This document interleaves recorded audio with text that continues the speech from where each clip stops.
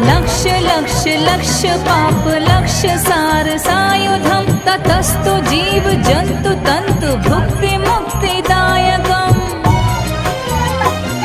विरंचि विष्णु शंकर सखीय धाम वर्मदे त्वदीय पाद पंकजं नमामि देवी नर्मदे